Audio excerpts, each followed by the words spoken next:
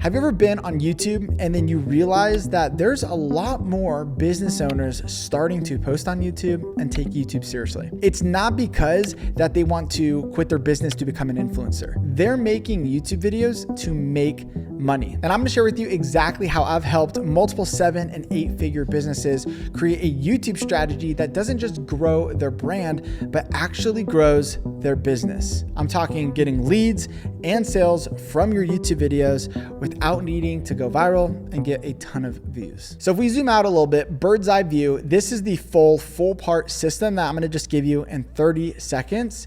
And there's really 2 types of videos that you need to post in order to grow your business. Number 1, it's capture content. People need to know that you exist. If they don't know you exist, you're not going to get customers. And the second part of this is conversion content.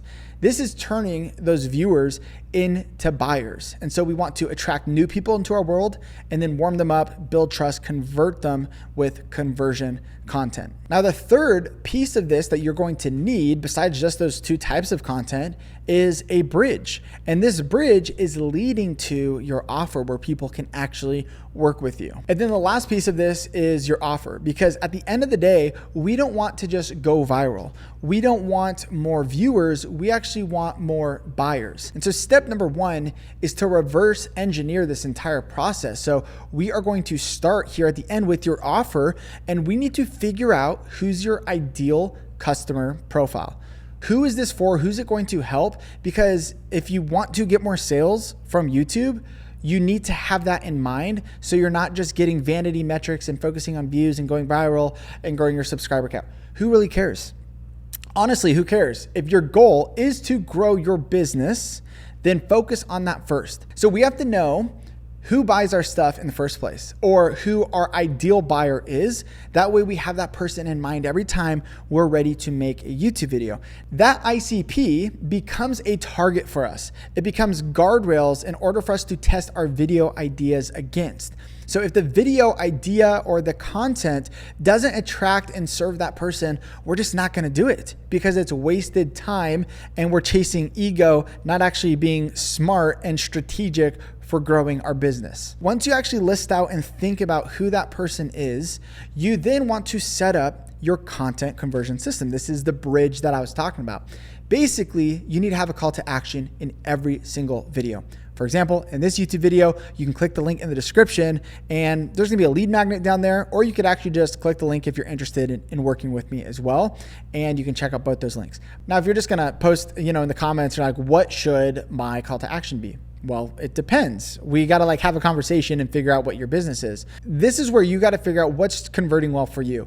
What is it? What's the funnel that you're using right now to already get clients? Do you have something that's already working that you can just put more of the right people into?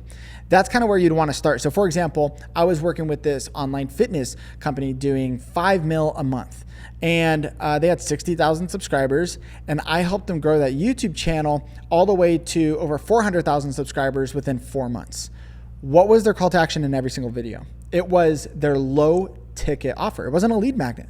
It was like a $27 product every single video because they have a great backend system where they're running ads to that. It's working. They're converting it into their higher ticket program on the backend. So we just use YouTube for what was already working for them. And we got a ton of views, a ton of traffic, a ton of sales. So for them, they were getting daily leads and sales, and they just had a great system in place then to ascend them into the rest of it. And so you got to figure out for you what that's going to look like. For a lot of people, if you're just testing it out, I would just say, have a lead magnet. It's a lot easier to get someone on YouTube, especially maybe you're just watching me for the very first time here. You're going to click on something for free. You might click on the work with me thing and watch that video, and you probably aren't going to book a sales call, and that's fine. We don't know each other yet. But if I just have something awesome that is free for you and valuable, you'll give me your email and then we can stay in touch. I can, there's all sorts of different ways you can do it.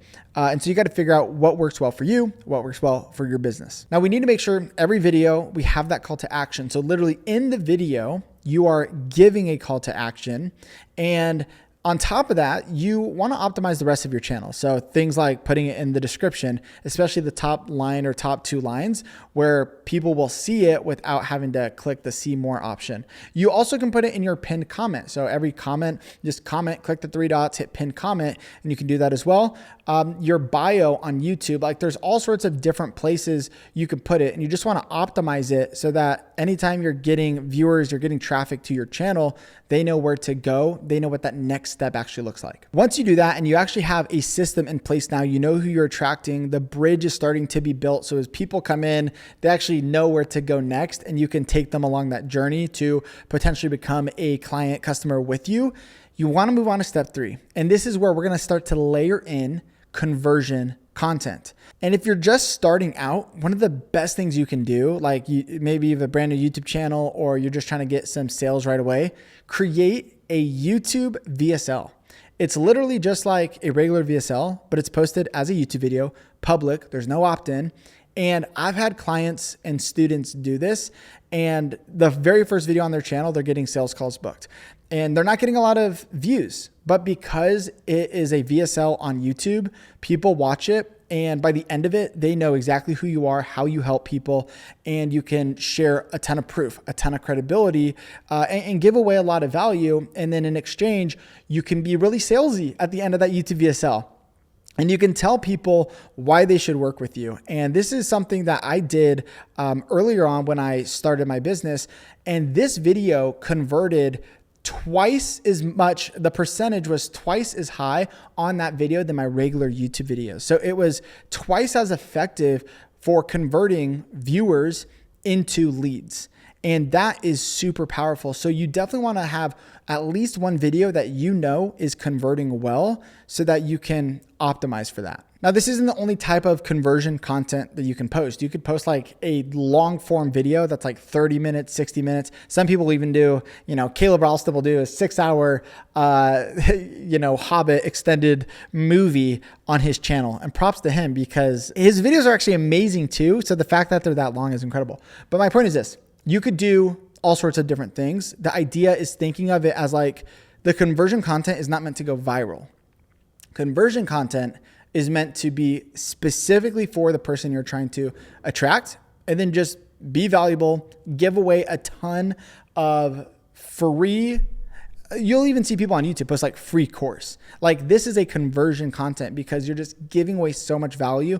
People naturally are going to trust you more and want to take that next step. But also case studies could work. You could do client interviews. There's all sorts of things that you can do. The key here though, in step 3 is you have to set up tracking. You need to set up tracking because then you know if your conversion content is actually converting. And sometimes you might do a capture content, we'll get to here in a second, step 4, where you're like trying to get a ton of views and that might convert super well. And so we want to have the data there to know. There's a tool that we just started using called revkit.com. I'll leave a link in the description by a YouTuber, Ed Lawrence, who built this out to track all of his sales from YouTube. And then you can see exactly what from your YouTube content, what's converting the best.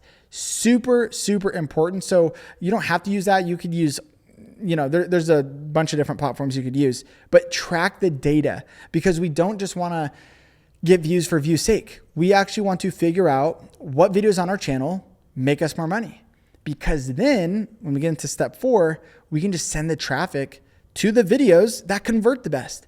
It makes sense, but you don't know that unless you're tracking it. And so as we move on to step 4, this is where we start posting some capture content. Now, it's not like you just do one piece of conversion content, then every single video from now on is like you're just trying to reach new viewers, go viral. It's not really about that. We still want to make sure it's attracting the right viewers. That's super important. But there definitely is something to every once in a while trying to make a video based off a trend, based off of something that you think could perform really well and bring in a lot of new viewers. Now, honestly, there is so much I could touch on in this. I have a full course called the YouTube Growth System inside my program that goes in detail over all of this, but I'll save you, hours of research and just give you like the 80-20. So the 20% of your effort that gets 80% of the results. This is what it is. And I kind of prioritize this into 3 different things. And so the very first thing is to prioritize packaging. So this is your video ideas. This is your titles. This is your thumbnails. That is so important with capture content, because if they do not click, they don't watch, right? It makes sense. And so you really want to think about the right video ideas and then how you package it with a good title, with a good thumbnail, so that people actually click on those videos. And then the second part of this is you want to prioritize your hook. On mobile, your video is going to start playing from the beginning. They're going to see that packaging, that title, that thumbnail for a split second, and then the video is going to start. So you want to be very intentional into how you start off your video. It's super, super important to open up new loops, create curiosity, to get them hooked in, to say things that lets them know you're speaking to me, to the right person. We call it the dog whistle method, where you're at a dog park, and if you blow a dog whistle, all those dogs are going to turn their head, even though the humans can't hear it. You're targeting those dogs. We want to not target the dogs on your channel. No, we just want to target the right people. And using the right words is a great way to actually pull that off. Then the third part of this, I would say, is really prioritizing the video structure. It's not even like the script, because you don't even need to script out your videos fully. Like even with this video, I just have bullet points and it's not scripted word for word. But the point that matters is the structure of it. Are you making it easy to follow along? Can it be in a simple checklist, a step-by-step system? Could it be shared in a way that is a framework that makes it easy to learn, but also easy to follow along? And on top of that, delivers real value to the viewers. Now, I think the thing that is going to make you win, and I think that helped me when I launched my business, I literally got fired from my 6-figure job and launched a business, no idea what I was doing. I'm a content creator, not a business owner. I'm launching this business. I have 2 kids. I have a newborn. I'm like stressed out of my mind. I didn't even post that many videos on YouTube. I ran 0 ads. Like, I spent a lot of time with my family. My point is I still made over $350,000 my first year starting my business. Why was that? Well, it's because I built up a small personal brand by just posting consistently. So when I was working for this other channel as the creative director, the head of YouTube, I was posting content on that channel for years without asking for anything, without doing anything. I was just posting, giving valuable content so people knew who I was and trusted me. So when I launched my business, people wanted to pay me. People wanted my help. And that's because they knew who I was and they trusted me. But on top of that, what made that possible was I just posted and stayed consistent, which a lot of business owners have a hard time finding a way to stay consistent on YouTube because they overthink it. They think it's hard. They got to spend too much money or time or effort into all of this. I have a video. You can click on the screen and I'm going to break down exactly how you can create a system that is sustainable and actually grows your business. See you over there. Peace.